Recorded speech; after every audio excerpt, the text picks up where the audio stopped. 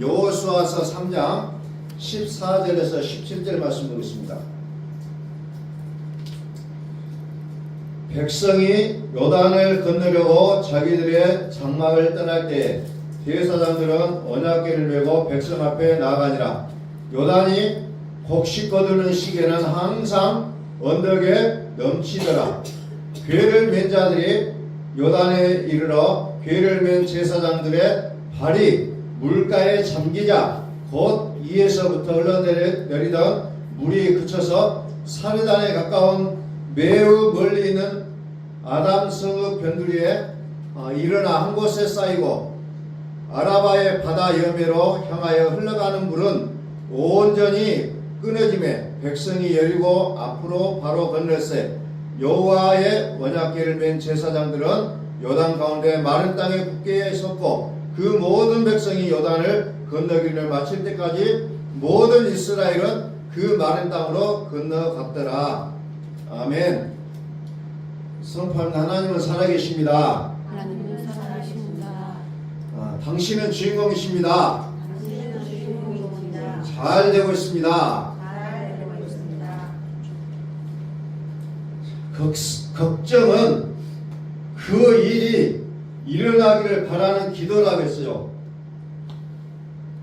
그래서 우리는 걱정하지 않아야 될 것인데 항상 걱정이에요. 오늘 애굽에 살던 이스라엘의 백성들이 애굽을 떠나왔어요. 홍해를 하나님의 기적으로 건넜어요. 그때는 여호수아가 홍해를 향하여 지팡이를 들 때 홍해가 갈라졌습니다. 그래서 이스라엘 백성들은 걱정 없이 건널 수가 있었는데 이제 두 번째 강을 만나게 된 겁니다. 요단강 많이 들어봤던 이름이죠. 요단강에 왔는데 그때가 물이 범람할 때요. 우리가 댐이나 저수지에 갔을 때 물이 범람할 때 가면은 물이 그냥 막 출렁출렁 넘쳐요. 그거 보면은 막 두렵기도 할 정도로 물이 가득 찰 때가 있습니다. 근데 요단강이 하필이면 이스라엘 백성들이 이제 가나안 땅으로 들어가기 전에 딱 맞닥뜨렸을 때 그때가 물이 가득 찰 때요. 얼마나 기절초풍할 수 있는 그런 요건이라는 겁니다. 어떻게 여기를 건널 수 있을 것인가 라는 걱정이 그들의 앞길을 더 크게 막았을 수도 있었을 것인데 그들은 또 한번 여기에서 하나님의 그 옛날에 했던 그것을 기억하고 또 하나님께 행하실 일을 다시 한번 보게 된다는 겁니다. 자, 우리가 지난 시간에 우리가 축복의 통로라는 말씀을 드렸어요. 그래서 심는 자의 법칙을 시편 1편에서 쭉 소개를 했습니다. 다시 한번 거기를 한번 제가 보겠습니다. 자, 시편 1편에서 심는 자의 법칙, 매일 말씀을 심고 뽑지 않는 자에게 철을 따라 과실이 열린다고 했잖아요. 이것이 하나님께서 우리에게 약속하신 것임에도 불구하고 우리는 이 약속이 우리 속에는 보여지지 않을 때가 너무 많잖아요. 왜냐? 말씀을 심지가 않는다는 거죠. 심지를 않아요. 철저하게 말씀을 심어야 된다는 겁니다. 그래서 여호와의 말씀을 주야로 묵상하는 자가 복이 있고, 그래서 시절을 쫓아 과실을 맺게 한다 그랬잖아요. 그 다음에 23편을 오늘 좀 보겠습니다. 23편에 보니까 여러분들 정말 잘 알고 있는 말씀이 나와요. 이것은 하나님이 우리 인생을 채우시는 법칙이 기록이 되어 있다는 거죠. 그래서 우리는 이것은 읽는 것과 선포하는 것은 다르다고 했어요. 끊임없이 성경을 읽고 끝내버리는 것이 아니라 선포하는 모습으로 우리가 나아가야 된다는 거죠. 선포해야 된다는 거죠. 그래서 우리는 이것은 하나님이 우리 인생을 채우시는 법칙이 기록이 되어 있다는 거죠. 자, 그래서 여기 보니까 뭐가 나옵니까? 내 영혼을 소생시키시고 내 영혼을 소생시키시고 자기 이름을 위하여 의의 길로 인도하시는 것.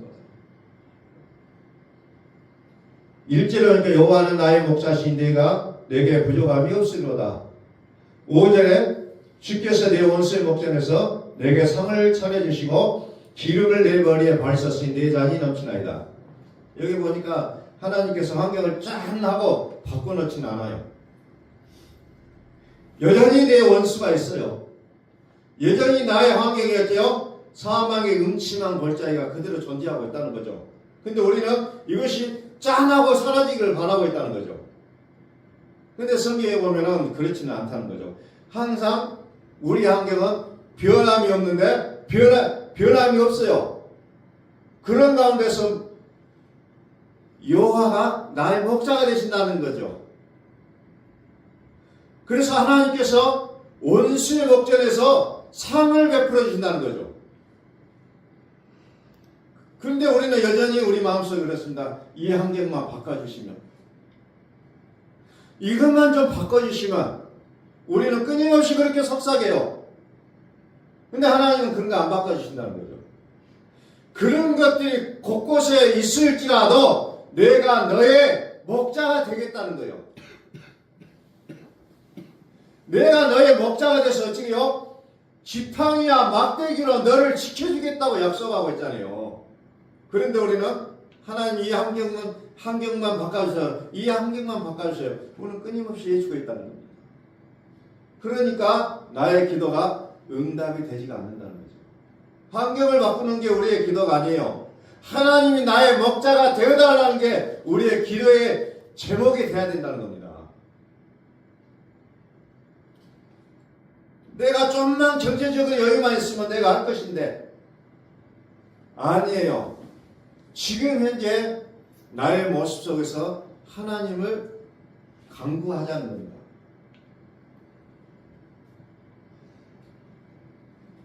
(112편을) 한번 볼게요. 112편.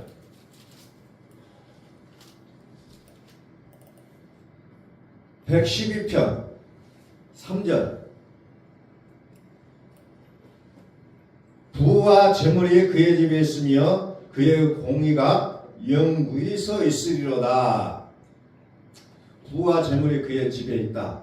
누구 집이에요? 의인의 집이라는 겁니다. 우리 집에는 없는 것 같은데요. 그런데 하나님은 의인의 집, 믿는 자의 집에 부와 재물을 주겠다고 약속하는 거예요. 우리는 하나님의 노예로 부르심을 입은 것이 아니라 하나님의 상속자로 부르심을 입었다는 거예요. 아멘. 우리는 급한 일을 해결하는 자로 부르심을 받은 것이 아니라 우리는 하나님의 상속자로 부르심을 입었는데 우리는 밤낮 급한 일을 해결하러 다니는 모습으로 우리는 살아가고 있다는 겁니다. 하나님의 약속이 부와 재물이 그의 집에 있다겠어요. 자, 그의 집에 있는데 그가 누구예요? 자, 1절을 봅니다. 할렐루야! 여호와를 경외하며 그의 계명을 크게 즐거워하는 자는 복이 있도다. 누가 복이 있어요? 하나님의 계명을 크게 즐거워하는 자. 말씀 들으면 기분 나빠요. 말씀은 듣기도 싫어요. 그런 사람이 복이 있는 것이 아니라 하나님의 말씀을 들으면 들을수록 기분이 좋아진다는 거예요.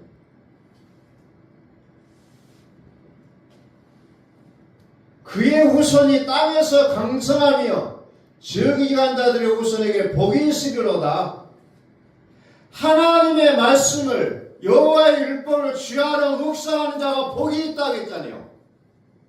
시편은 1편부터 150편까지 그것을 얘기하고 있는 거예요. 그래서 우리는 복을 받기를 소원하면서 하나님의 말씀을 접어들고 살아가면서 하나님 나에게 복을 주세요라고 기도한다면 그것은 잘못된 기도라는 것을 우리는 시편을 통해서도 우리는 볼 수가 있다는 겁니다. 여호와의 말씀이 하나님의 말씀이 즐거워져야 된다는 거죠. 그렇게 하나님의 말씀을 즐거워하는 자의 그 가정에 하나님이 부활제물을 약속하고 있다는 거죠. 자다가도 하나님의 말씀이 들으면 아멘 할렐루야 할 수 있는 그 정도의 우리의 믿음을 하나님께서 원하신다는 거죠. 환경을 딱 바꿔놓으면 그때서 하나님 살아계시군요 라고 얘기하는 것이 아니라 어떤 상황 가운데서든지 우리는 하나님을 찾을 수 있는 우리의 모습이 되어지기를 간절히 소망합니다. 아멘. 어떤 상황 가운데서든지. 그 다음에 쭉 내려가서 8절을 한번 볼게요.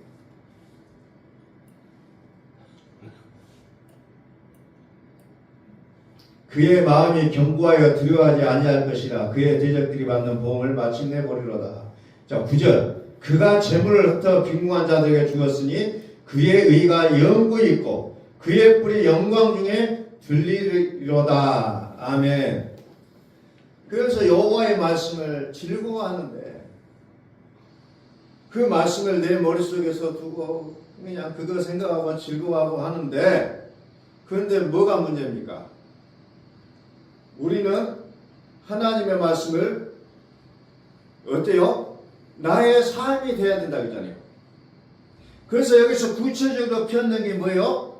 9절에서 재물을 흩어 빈궁한 자들에게 주었으니 나눠주는 거죠. 나눠주는 거. 나눠주는 삶. 나눠주는 삶. 하나님은 최종적으로 우리에게 무엇을 원하냐면 나누자는 거죠. 나누자. 그래서 초대교회 사도행전 2장에 보면은 교회가 하는 일이 뭐였어요? 각 사람의 필요에 따라 나눠주는 일을 했다는 거죠. 그게 교회의 모습이었다는 거죠. 나 한 사람도 개개인의 교회예요. 이 교회가 하는 일이 뭐예요? 나눠주자는 거예요. 나눠주자. 그래서 교회가 세워진 목적의 그 중에 하나가 뭐예요? 나눠주는 일이 있다는 거죠. 교회의 관련 중에. 나눠주자는 거죠. 왜 하나님께서 우리에게 복을 주시냐? 그것을 가지고 나눠주라는 거죠. 근데 그것을 가지고 나 혼자 다 부둥켜 안고 있으면 결국 하나님께서 그 가정에 복을 줄 수가 없다는 것을 성경은 끊임없이 말씀해주고 있다는 거예요. 그래서 나눠줘도 마르지 않는 샘물 같은 하나님 은혜의 복을 주신다는 거죠. 자, 5절 한번 볼까요? 은혜를 베푸며 꾸어주는 자는 잘 되나니 그 일을 정의로 행하리로다. 은혜를 베푸며 꾸어주는 자가 잘 된다 그랬잖아요. 계속해서 꾸어주고 해도 내 샘이 마르지가 않는다는 거예요. 이게 하나님 은혜입니다. 아멘. 내가 이거 주고 나니까는 돌아오지 않을 때는 마음이 좀 속상하잖아요. 근데 하나님께서 그거 개의치 않고 우리에게 계속해서 부어주시겠다고 하는 거예요. 자, 잠언서 18장을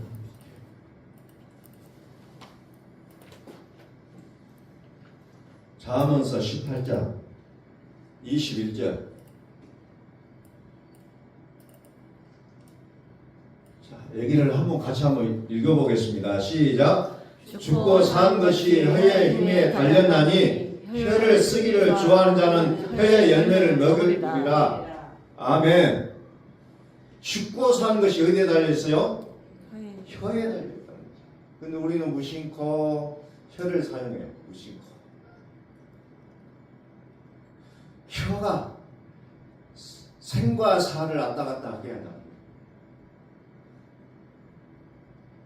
그러면 내가 하나님을 믿는 자라고 한다면 내 혀가 어디에 사용이 되어야 될 것이냐?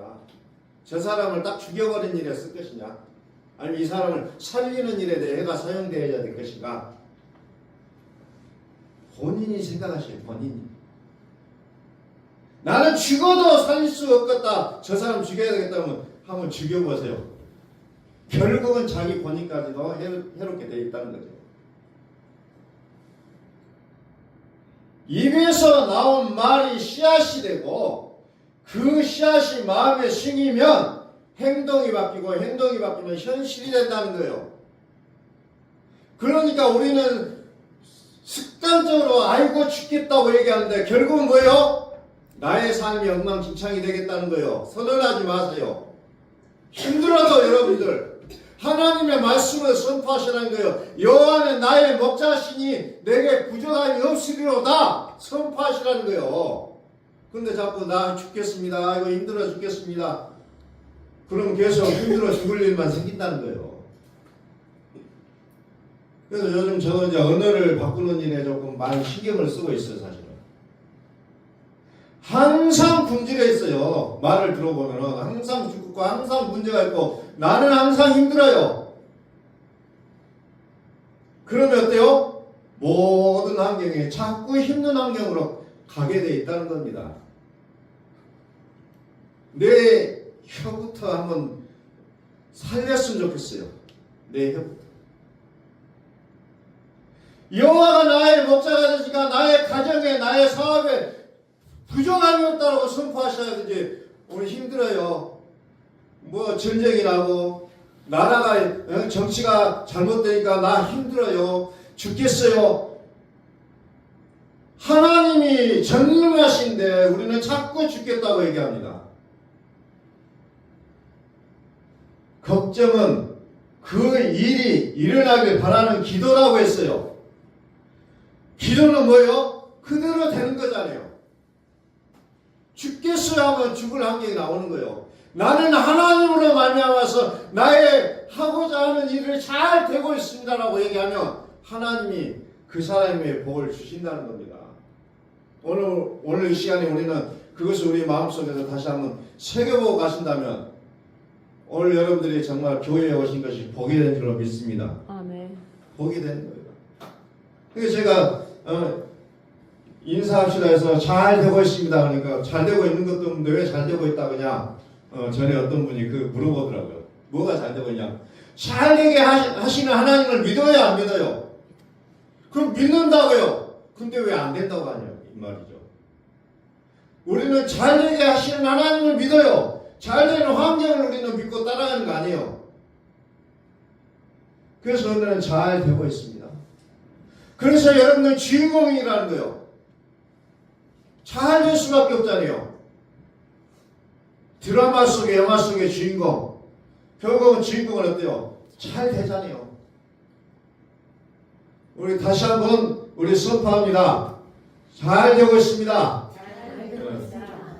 자, 당신은 주인공이십니다. 당신은 주인공이십니다. 하나님의 나라에 내가 주인공이에요. 그럼 뭐가 부족해요? 잘 되고 있는데 결국은 그 주인공에게 닥치는 어려움들을 이기고 이기고 나중에 얼마나 우리나라는 항상 그래요. 잘 먹고 잘 사는 행복하게 살았더라. 우리나라 드라마 그잖아요. 주인공이에요 내가. 지금 악당이 와서 나를 해롭게 하고 막 악인이 나타나가지고 나를 어떤 막 꼬임에 넘어가게 하고 막 그런데도 불구하고 주인공은 어때? 우리는 든든하잖아요. 왜? 결국 드라마 끝날 때는 다 처리하고 높이 올라가잖아요. 근데 그냥 그 과정을 못 견뎌갖고 아이고 죽겠습니다. 아이고 어쩌겠습니다. 그냥 이것만 좀 바꿔주시면 되겠습니다. 근데 아까 얘기했잖아요. 여전히 사망 음침한 골짜기를 가고 있어요. 여전히 내 옆에 원수가 있어요. 그런데 하나님 어때요? 원수 제거하지 않아요. 그 앞에 보란듯이 거기에 잔치상을 차려준다는 겁니다. 그게 하나님의 법칙이에요. 좀만 좀 어떻게 되었으면 우리는 이제 그런 얘기가 우리 입술에서 나오지 않아야 된다는 겁니다. 성경의 법칙은 항상 주라는 겁니다. 주라. 누가복음 6장 38절이라고 할까요? 주라는 게 성경은. 우리는 있어야 주죠. 줄 것이 없어요. 그런데 성경은 뭐래요? 주라. 그리하면 너희에게 줄 것이니 곧 후이 되어 누르고 흔들어 넘치도록 하여 너희에게 안겨주리라. 너희가 헤아리는 그 헤아림으로 너희도 헤아림을 도로 받을 것이니라. 주라. 줄 것이 없는데요. 있는 거 주라는 거예요. 있는 거. 남은 거 주지 말고.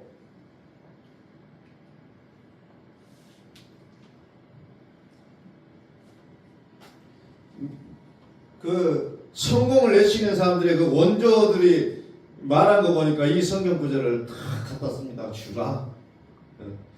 성공하고 싶은 나눠주라는 거예요. 이 성경 구절 갖다 놓고 얘기합니다. 그 성공을 얘기하는 그 미국의 그 성공학의 원조들 보니까 주라는 거예요. 성공하고 싶으냐 주라.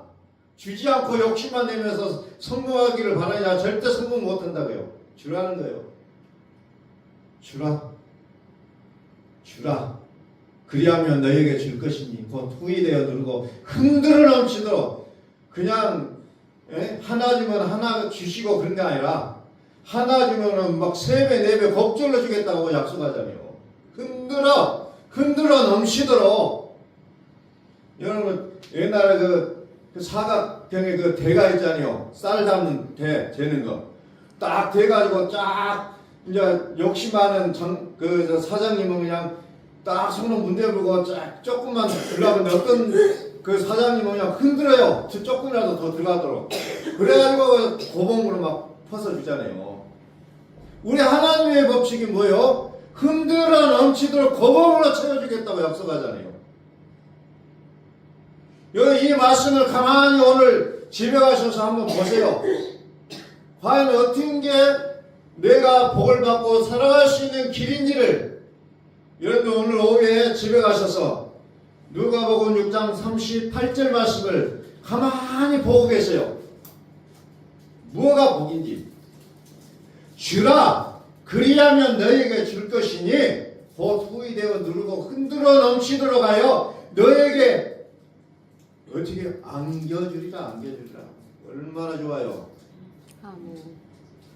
그냥 애따 가져라고 던져주는 게 아니라 안겨주겠다는 거예요. 안겨주리라. 너희가 헤아리는 그 헤아림으로 너희도 헤아림을 도로 받을 것이다.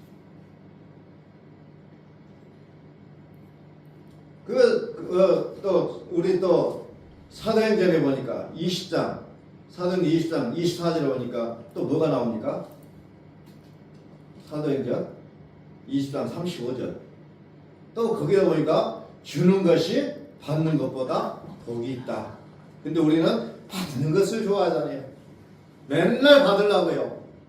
맨날 주라 그래요. 받고 주고. 그런데 하나님은 받는 것만을 원하지 않는다는 겁니다. 주라는 거예요. 주라. 주세요가 아니라 네가 갖다 주라는 거예요. 기적은 작은 것을 나눌 때 일어난다는 겁니다. 여러분들 예수님께서 500개의 기적의 사건이 보세요. 5,000명이 먹고 12광주가 남았다. 근데 그 막 그냥 쌀을 그냥 막 몇 가마에 갖다가 밥을 해서 먹인 거 아니잖아요. 물고기 2마리, 떡 5개. 요거 가지고 뭔 일이 일어나요? 5,000명이 먹고 12광주나 남았다. 근데 5,000명이라는 것은 그 5,000명이 아니에요. 왜? 그 신약성경 보면 꼭 여자하고 얘기들은 또 숫자도 넣지도 않아요. 남자의 숫자만 5,000명이에요. 그럼 여자까지 하면 몇 명이겠어요? 2만 명이라고 할 수도 있잖아요. 작은 걸 가지고 하나님은 기적을 행하신다는 거예요. 작은 것 가지고. 근데 나는 뭔가 그럴싸하게 폼재고 뭔 일을 하려고 합니다. 근데 성경은 가장 사소하게 내가 건네는 말 한마디를 통해서 내가 갖고 있는 것을 나눔을 통해서 하나님은 기적을 행하시고자 하신다는 거예요. 작은 것을 나눌 때 기적이 일어났다는 겁니다. 자, 오늘 읽었던 본문의 말씀으로 한번 다시 돌아갑니다. 여호수아서 3장 3장. 요단이 15절 요단이 곡식 거두는 시기에는 항상 언덕에 넘치더라. 언덕에 넘치면 뭐가 넘쳐요? 물이 넘친다는 거죠. 물이. 괴를 맨 자들이 제사장된 자 언약궤를 메고 가잖아요. 언약궤를 항상 구약시대는 언약궤를 들로 메고 다녀. 항상. 그거 빠지고서는 이스라엘 백성들은 시체예요. 그거 들고 다녀야 됩니다. 그리고 그들의 모임 가운데 가장 가운데다 중심에다 모셔야 돼요. 그래서 그들은 그 홍해를 건널 때나 요단을 건널 때나 가장 중요한 게 뭐냐? 언약궤예요. 언약궤. 이것을 메고 간다는 거죠. 그런데 문제는 뭐예요? 요단강이 딱 앞에 물이 흐르고 있어요. 갈 수가 없어요. 그런데 뭐라고 합니까? 가라는 거예요. 홍해를 건널 때처럼 모세가 지팡이를 향하여 물을 가리킬 때 물이 쫙 갈라져야 할 것인데 요단강에 갔더니 아니, 그게 아니네. 걸어가라는 거예요. 여러분들 가라면 갈 수 있겠어요? 요단강 가라게요. 물이 꽉 차 있는데 들어가면 죽을 것 같아요. 제가 어렸을 때 그렇게 물놀이하고 놀았던 그 저수지 가봤더니 물이 방방하게 차 있으니까 갔더니 무섭더라고요. 어렸을 때 그렇게 놀았던데 무서워요. 갈 수가 없잖아요. 그런데 뭐라고요? 가라는 거예요. 그러니까 언약궤를 맨 제사장들이 어때요? 그 속에 물을 그냥 첨벙첨벙 들어갑니다. 그러니까 어떻게 돼요? 그때서야 물이 갈라진다는 거죠. 결국은 뭐예요? 모든 것은 행동이 돼야 된다는 거예요. 행동. 믿음은 행동이에요. 믿음 따로 행동 따로가 아니에요. 나의 믿음이 곧 행동이라는 겁니다. 제가 그래서 오늘 말씀에 저희 뭐냐? 작은 한 걸음이에요. 작은 한 걸음. 작은 행동, 작은 한 걸음. 작은 한 걸음부터 시작하자는 게요. 뭐 거창하게 하나님 앞에서 거창하게 나는 뭐 그냥 이거 다 갖추고 그냥 막 뭐 하겠습니다. 아니에요. 한 걸음부터 내딛자는 겁니다. 한 걸음부터. 발이 물에 잠기자 물이 갈라지는 거예요. 나는 뭐든지 일을 할 때 계산을 많이 하고 생각을 많이 해. 이걸 어떻게 할까 저렇게 할까 막 생각하는데 그러다가 걱정으로 끝나버려요. 무슨 의미가 있어요? 우리는 걱정이 많으면 많을수록 무엇부터 해야 됩니까? 행동으로 하게 되면 그 걱정은 사라진다는 거죠. 내가 어떤 사람을 만나야 돼요. 저 사람 막 머리가 아프고 복잡해요. 만나려면 힘들어요. 그런데 내가 그 사람 만나러 가면 이 걱정이 사라진다는 거예요. 한번 여러분들 한번 해보세요. 그냥 걸어가봐요. 그러면 이제 걱정이 점점 사라져요. 만나러 가면. 근데 저 그냥 사람 만나는 거 굉장히 무서워하거든요. 막 생각하면 무서워요. 근데 이제 한 번씩 제가 이제 어거지로 한번 만나러 가봐요. 그러면 걱정이 없어요. 오히려 쉬울 때가 많아요. 쉬워요. 그런데 문제는 내가 그것을 걱정을 태산같이 쌓고 있어요. 기적은 작은 한 걸음부터 시작한다는 겁니다.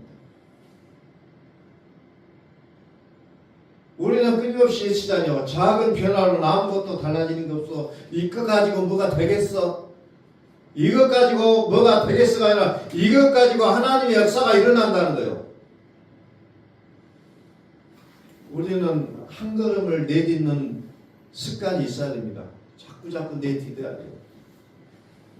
걱정을 쌓기보다 그 행동을 하자는 겁니다. 걱정을 쌓지 마. 우리는 산을 올라갈 때도 저 산을 내가 어떻게 올라갈까? 올라갈 수가 없어 라고 생각할 때는 절대로 못 올라가지만 올라가기 힘들어서 한번 가보자 하면은 걸어가다 보면 벌써 꼭대기 올라가요. 정상에 올라갑니다. 걱정은 우리의 길을 막지만 나의 작은 발걸음은 그 걱정을 무너뜨리고 내가 생각했던 그 일들이 이루어진 것을 볼 수가 있다는 거예요. 믿음이라는 것은 내 머릿속에 관념으로 쌓아놓는 것이 아니라 나를 행하게 하는 힘이 돼야 된다는 겁니다. 그게 믿음이에요. 교회를 나오는 것만 믿음으로 생각하는데 내가 내 주위에 있는 사람, 내가 만나는 사람에게 친절을 베푸는 것 또한 믿음이라는 것을 우리는 기억하셔야 돼요. 자꾸 믿음을 간념화시키고 종교화시키지 마세요. 나의 삶으로 표현하는 모습이 우리에게 있어지기를 예수 그리스도의 이름으로 선포합니다. 네. 기도하겠습니다.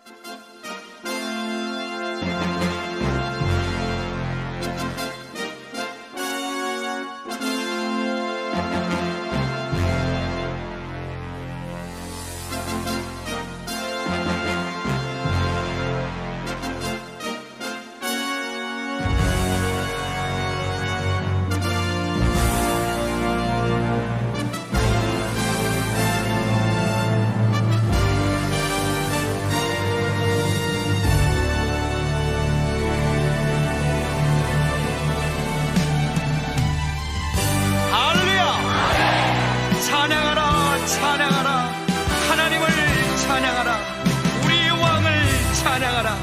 하나님은 온 땅의 왕이 되시며 열방을 지배하시니 그의 이름을 선포합시다.